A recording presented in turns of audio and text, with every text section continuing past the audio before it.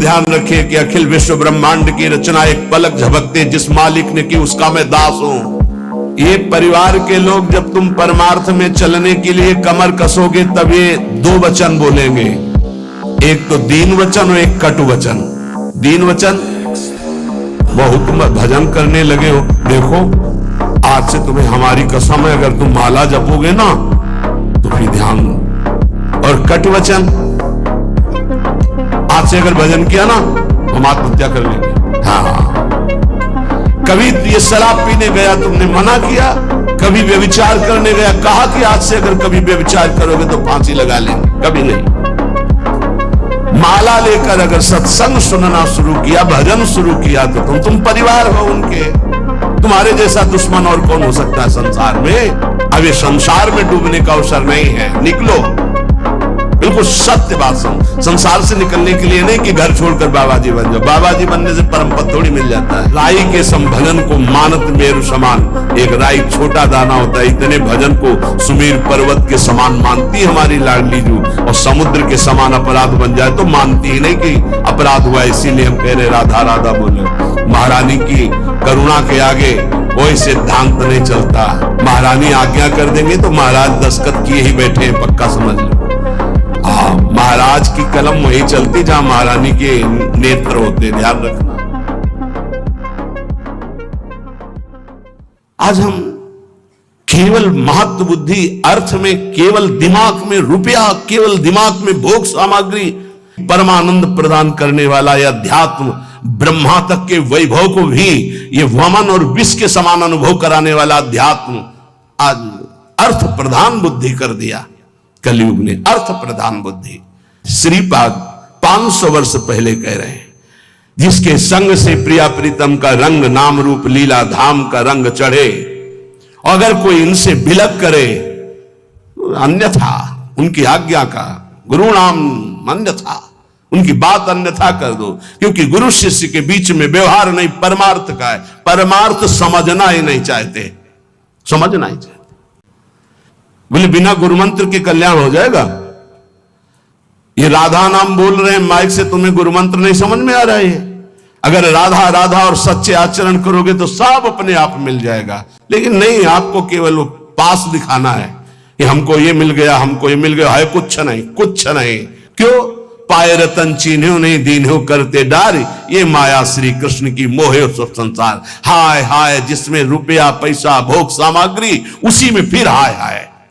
हे मित्र, ये परिवार के लोग जब तुम परमार्थ में चलने के लिए कमर कसोगे तब ये दो वचन बोलेंगे, एक तो दीन वचन और एक कटु वचन। दीन वचन, बहुत भजन करने लगे हो, देखो आज से तुम्हें हमारी कसम है, अगर तुम माला जपोगे ना तो फिर ध्यान दीजिए, हम आपके बिना जी नहीं सकते। दीन वचन, ऐसे प्रियता के वचन, भगवत मार्ग में मत। और कट वचन, आज से अगर भजन किया ना हम आत्महत्या कर लेंगे। ऐसे हमारे सामने उपस्थित हुए हैं जन, जिनको परिवार के जनों ने ऐसा। हाँ, कभी ये शराब पीने गया तुमने मना किया, कभी व्यभिचार करने गया कहा कि आज से अगर कभी व्यभिचार करोगे तो फांसी लगा लेंगे, कभी नहीं। माला लेकर अगर सत्संग सुनना शुरू किया, भजन शुरू किया तो तुम परिवार हो उनके। तुम्हारे जैसा दुश्मन और कौन हो सकता है संसार में। द्रवित मत हो जाना इनके वचनों में और भयभीत मत हो जाना इनके वचनों में, कुछ नहीं होता। ये मायाकृत केवल बातें हैं, फिर सब वैसे ही राग रंग में मगन रहते हैं। तुम कभी द्रवित मत हो ऐसे मोह वचन सुन करके, क्योंकि तुम आए हो केवल अपना काम बनाने के लिए। तुम्हारा यहां कोई नहीं, जाओगे तब तुम्हें पता चलेगा तुम्हारे साथ कोई नहीं जाएगा। इन शरीरों से प्रेम मत करो, शरीरों में बैठे हुए गोविंद से प्रेम करो। गोविंद को नहीं जानते हो तो जानने की कोशिश करो। शरीरों को तुम जान नहीं पाए, कब कैसे कहां नष्ट हो जाएंगे कोई भरोसा नहीं इनका। जिनको तुम प्रिय पुत्र मानते हो, पति मानते हो, पत्नी मानते हो, वो गोविंद ही अंदर बैठा हुआ है और वो अंतर ध्यान हो जाएगा तो तुम इन शरीरों को आग लगा दोगे। तुम इन शरीरों को प्यार करते हो पर प्यार करते हुए भी नहीं करते। तुम उस अव्यक्त परमात्मा को प्यार करते हो जो सबके हृदय में बैठा है, पर उसे जानते नहीं हो, उसे मानते नहीं हो, इसलिए दुर्गति को प्राप्त हो रहे हो। अब ये संसार में डूबने का अवसर नहीं है, निकलो। बिल्कुल सत्य बात संसार से निकलने के लिए नहीं कि घर छोड़कर बाबा जी बन जाओ। बाबा जी बनने से परम पद थोड़ी मिल जाता है। भजन करने से, वैराग्य से। बाबा की कोई साधारण समझ में, जिसको देखो संत बनना कोई खेल समझ रहे हो? इन पूछो न बच्चों से, जो नौजवान बच्चे हैं कि ऐसे जैसे आग में रख दिया जाए ऐसे जलते हैं। तुम क्या जानो, क्योंकि उसी मार्ग में चले तो हमें पता है। ये अवस्था 18, 20, 22, 24, 30 ये आग की अवस्था है। इस आग में ब्रह्मचर्य रह रहे हैं, इस संयम से रह रहे हैं, कोई मनोरंजन नहीं, किसी से मिलना जुलना नहीं। प्रणाम है, भगवान की बड़ी कृपा है इनके ऊपर, जो ये अपने धर्म में टिके हुए लक्ष्मण रेखा के अंतर्गत जीवन को समर्पित किए हुए। अब कुछ बने न बने, पक्का विश्वास करो, वृंदावन में बैठे हो बस ऐसे ही रेखा के अंदर रहना, और श्री जी ना मिल जाए तो मुझे बताना कि हम तुम्हें वहीं मिलेंगे। पक्का जाके व्यवस्था हमें को तो करनी है, तुम्हें चिंता नहीं करनी। बस लक्ष्मण रेखा के सच्ची कह रहा हूं, मंदिर में चढ़ के कसम खवाई जाती, हम वृंदावन में चढ़ के बैठ के बोल रहे हैं। अगर लक्ष्मण रेखा के अंदर रहे, गुरु आज्ञा के अंतर्गत, तो तुम गिरो चाहे खड़े हो, इससे हमें मतलब नहीं है। रहना लेखा के अंदर, यहां ये नहीं कि गिर गए तो नहीं। अवगुण करे समुद्र सम गणत न अपनो जान, राई के सम भजन को मानत मेरु समान। ऐसी लाडली के शरणागत है। माँ ये नहीं देखती कि बालक सोच लपेटे है, माँ देखती सिर्फ बालक है मेरा, दूसरे देखते सोच लपेटे।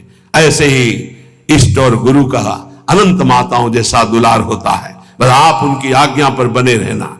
राई के संभजन को मानत मेरु समान। एक राई छोटा दाना होता है, इतने भजन को सुमेर पर्वत के समान मानती हमारी लाडली जू, और समुद्र के समान अपराध बन जाए तो मानती ही नहीं कि अपराध हुआ। इसीलिए हम कह रहे राधा राधा बोलो।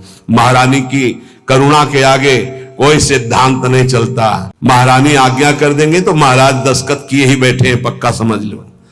महाराज की कलम वही चलती जहां महारानी के नेत्र होते, ध्यान रखना।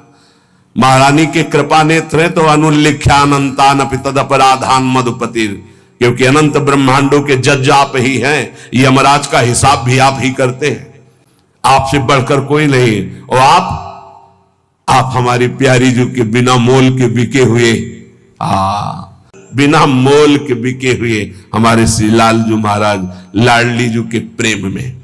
बहुत महिमामयी बात। ए भाई, मेरी बात को बहुत ध्यान से सुनना। श्रीपाद कह रहे भजन को इससे नहीं तोला जाता कि करोड़पति बन गए तो भजन का लाभ बहुत मिल गया, या भजन शुरू किया तो तुम दरिद्र हो गए। बोले देखो भजन फला नहीं, जिस दिन से वृंदावन गए सत्संग सुना उसी दिन से सब चौपट हो गया। दोनों बातें समझना। हो सकता है जिस दिन से भजन शुरू करो उस दिन से शुरू हो जाए तुम्हारा पाप का संयोग जो पूर्व जमा हुआ है, क्योंकि नष्ट होकर अब तुम्हें भगवत प्राप्ति करानी है। शरीर का रोगों से ग्रसित हो जाना या कोई विपत्ति आ जाना ये हमारे पूर्व अपराध का है, पूर्व पाप का है। तो साधक को बहुत विवेकवान रहना चाहिए, नहीं तो अब हमारा शरीर अस्वस्थ और बुद्धि अस्वस्थ। यही मूर्खता नहीं, शरीर स्वस्थ और बुद्धि स्वस्थ है तो हम परमानंद में मगन ठिंगे पे रखा है। हमारी बात को समझना। हमारी बुद्धि भगवदाकार है तो पूरे शरीर में कीड़ा पड़े हो, गलता लगाओ तो कुछ फर्क नहीं है। और बुद्धि विषयाकार है तो चाहे एसी में बैठे हो जलोगे, देखा है। इन समस्याओं का समाधान करने के लिए ही अध्यात्म है, रुपया नहीं है, पद नहीं है। समस्त समस्याओं का समाधान अध्यात्म से होता है, विवेक से होता है। हमारे कदम नहीं रुकेंगे चाहे हमें ऐसी परिस्थिति दे दी जाए कि भोजन के लिए भी तरसने लगे, और चाहे परम भी भवे। ऐसा होता है, ये ना सोचे दोनों बातें होती हैं। एक है चक्रवर्ती सम्राट अम्बरीश जी महाभागवत, और दूसरे चीदर चिदरानी जी महाभागवत। उनके घर में दरवाजे और खिड़की भी नहीं रह गई थी। क्यों? संत आते तो खिड़की बेचे आए, 4 मुट्ठी चावल उबाल कर उनको पवा दिए, दरवाजा बेचे।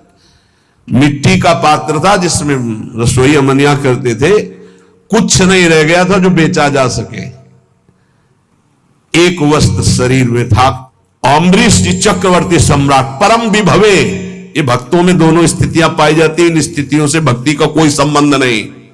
ये पूर्ण पुण्य का संयोग बनता है तो वैभव संपन्न है। एक अकिंचन भाव से रह रहा है, नहीं है उसके पास, तो भक्ति से तुलना नहीं की जा सकती। इसकी भक्ति कमजोर है, इसके पास वैभव नहीं, उसकी भक्ति बहुत जोर है क्योंकि उसके पास वैभव नहीं। भक्ति से इसकी तुलना ना की जाए कि उनकी भक्ति जोर की है, खूब सुख संपन्न है, और उनकी भक्ति रंग नहीं ला रहे, देखो खाने पीने की भी व्यवस्था नहीं। भक्ति का रंग अलग होता है। देखो चीदर चिदरानी जी और देखो अम्बरीश जी, दोनों महाभागवत, एक चक्रवर्ती सम्राट और एक खाने को भी नहीं, दोनों महाभागवत। ऐसे ही आप जब भक्ति के मार्ग में उतरे तो महारंकत्व हो सकता है, ऐसी परिस्थिति आ सकती है, हिम्मत मत हारिए। ये जरूर ध्यान रखें कि अखिल विश्व ब्रह्मांड की रचना एक पलक झपकते जिस मालिक ने की उसका मैं दास हूं।